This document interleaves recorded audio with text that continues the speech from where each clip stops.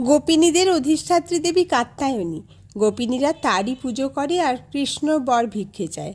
গদাধরও তাই ভবতারিণীর কাছে গিয়ে সর্বাগ্রে প্রার্থনা করল, মাগো, তোর শক্তি বলে সেই মধুরকে এনে দে। তুই শ্যামা, তুই আমার শ্যাম হ।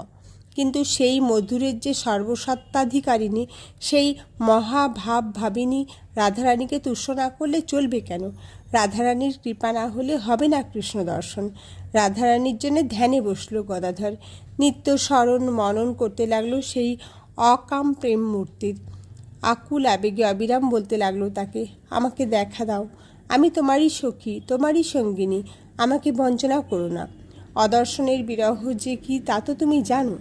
রাধারানী দেখা দিল, নাগকেশরের মতো গায়ের রং, সে এক গৌরবোজ্জ্বল মূর্তি। সে মূর্তি ধীরে ধীরে এসে মিলিয়ে গেল গদাধরের শরীরে। গদাধর রাধারানী হয়ে গেল। যা রাধা তাই ধারা, যা ধারা তাই রাধা। কেঁদে অকুল হচ্ছে শ্রীমতী। ওলো, আমার কৃষ্ণকে এনে দে, না এনে দিবি তো আমাকে সেখানে নিয়ে চল। দিন গুনতে গুনতে নখের ছন্দ ক্ষয় হয়ে গেল। আমার সেই কৃষ্ণচন্দ্রের উদয় হলো কই? সেই কৃষ্ণ মেঘকে কবে দেখতে পাবো? আর দেখবই বা কী দিয়ে?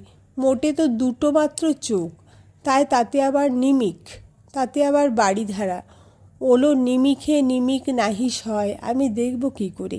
সুচির বিরহের নায়িকা, নিরুপাধি প্রেম, অথচ অনির্বেয় বিরহ। এত যেখানে যন্ত্রণা সেখানে তাকে ভুলে থাকলেই তো হয়। হায় হায়, তাকে ভুলব কি করে? যখন জল আহরণে যাই তখন যমুনা দেখি, যদি গৃহে থাকি দূরে দেখি সেই গিরি গোবর্ধন, যদি বনে যাই